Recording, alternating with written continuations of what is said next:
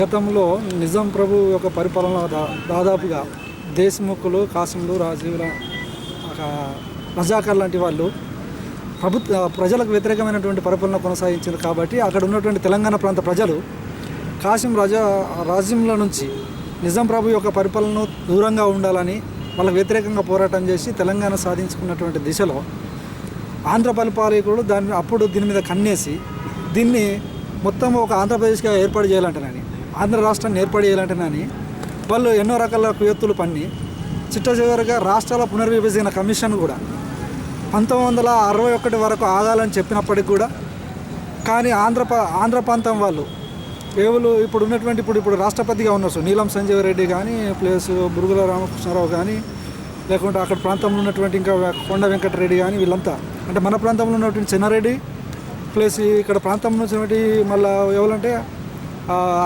అల్లూరు సత్యనారాయణ రాజు అంటే కొందరు అంటే దాదాపు కొందరు ఇక్కడ ఉన్నటువంటి తెలంగాణ ప్రాంతం వాళ్ళు ఆంధ్ర ప్రాంతం వాళ్ళు కలిసి కావాలని ఢిల్లీలో హైదరాబాద్ గెస్ట్ హౌస్లో కూర్చుండి 1956 ఆగస్టు 18వ రోజున సీమాంధ్ర ప్రాంతాన్ని ప్లస్ తెలంగాణ ప్రాంతాన్ని రెండింటిని అది కలిపేయడం వల్ల ఇది ఆంధ్రప్రదేశ్కి అవతరించడం జరిగింది.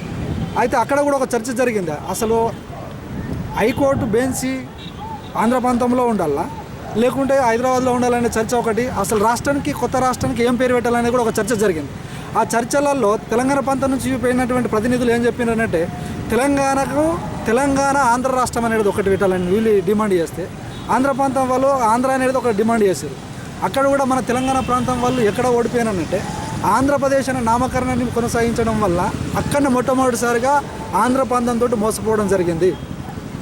అంటే ఆంధ్రప్రదేశ్ అవతరణ జరిగిన తర్వాత అంటే 1948లో ఆ తర్వాత ఇప్పుడు 1956లో ఇప్పుడు ఏర్పడడం జరిగింది ఆంధ్రప్రదేశ్గా.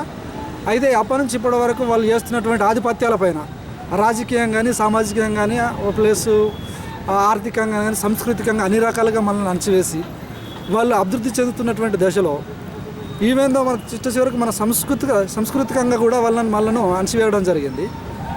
ఈ దానిపై ఇప్పుడు నీళ్లు కానీ నిధులు కానీ వనరులు కానీ ప్లస్ ఉద్యోగ రంగంలో కానీ ప్లస్ విద్యా వ్యవస్థలో కానీ అన్ని రకాలుగా మనల్ని కించపరచడం జరగడం అంటే మనకు అందుబాటులో లేకుండా చేయడం వల్ల ఇక్కడ ఉన్నటువంటి ప్రజానీకము అశేష ప్రజానీకం పోరాటం చేసి కులాలకు మతాలకు అతీతంగా మరి చిన్నలు పెద్దలని తేడా లేకుండా సబ్బండ కులాల వారు మొత్తము కలిసి పోరాటం చేసి తెలంగాణ రాష్ట్రాన్ని సాధించుకోవడం జరిగింది.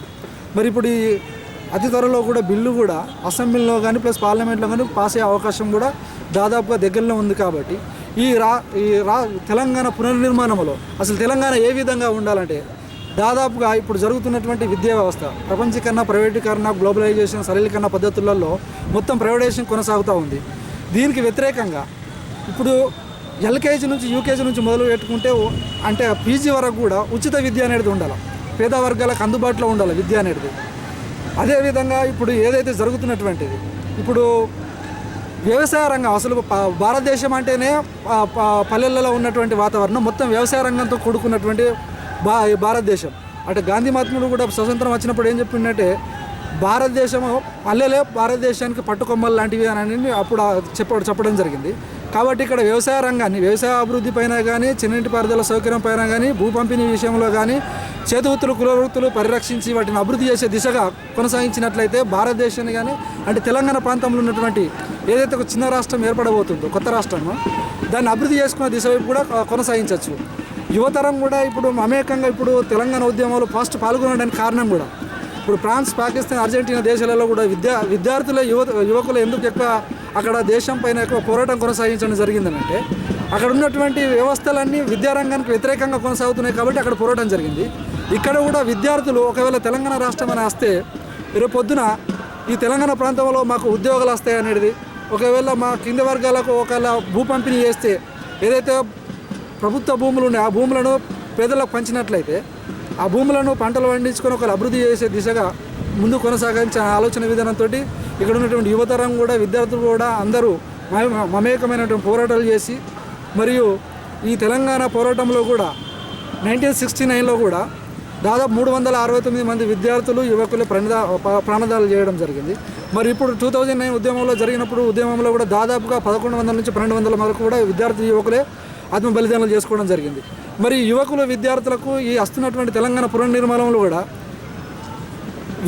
ఉద్యోగాల పరంగా కానీ ప్లస్ ఏమైనా ఇండస్ట్రీలు పెట్టినప్పుడు కూడా అలా ఎక్కువ మట్టుకు విద్యార్థులు యువకులకు ఈ ప్రాంతంలో తెలంగాణ ప్రాంతంలో ఉన్నటువంటి యువకులకే ఎక్కువ ప్రాధాన్యత ఇస్తూ ఉద్యోగాలు ఇవ్వాల్సిన అవసరం ఉంటుంది.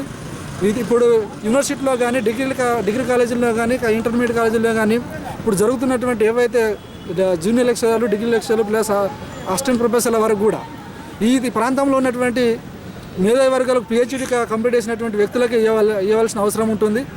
అదేవిధంగా డిఎస్సీలు వేసి ఇవ్వడం కానీ గ్రూప్ 1 గ్రూప్ 2 ప్లస్ గ్రూప్ 4 లాంటివి కూడా అవి వేసి ఇక్కడ ఉన్నటువంటి నిరుద్యోగాన్ని కూడా పూర్తిగా పాల్గొనే విషయంలో ప్రభుత్వం చర్య తీసుకోవాలి. ఇక్కడ ఉన్నటువంటి పరిపాలన ఏవైతే కింది వర్గాలు ఇప్పుడు ఆర్థికంగా కానీ భూములు లేనటువంటి పేద వర్గాలు చాలా కటక పేదరికంలో ఉన్నాయి.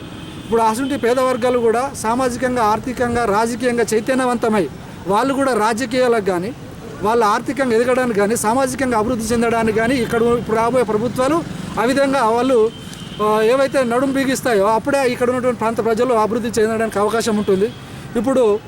ఇప్పుడు నల్లమల్ల అడవుల్లో కానీ ఆదిలాబాద్ అడవుల్లో కానీ అక్కడ ఉన్నటువంటి గోండు ప్రాంతాల ప్రజలకు అక్కడ ఏదైనా వ్యాధి సోకినప్పుడు కనీసము వైద్య సహాయం చేసుకోవడానికి కూడా వాళ్ళ వైద్యాన్ని అందించడానికి కూడా ఏ ప్రభుత్వాలు ముందుకు రాకపోవడం వల్ల అక్కడ ఉన్నటువంటి వందలాది మంది ప్రజలు మొత్తం వాళ్ళు పాపం చనిపోవడం జరుగుతుంది. ప్రతి ఇయర్ దాదాపుగా ఒక 100-200 మంది ఈ మలేరియా వ్యాధి సోకడం వల్లే చనిపోతారు ఈ నల్లమల్ల అడవులలో కానీ ప్లస్ ఆదిలాబాద్ అడవులలో కానీ.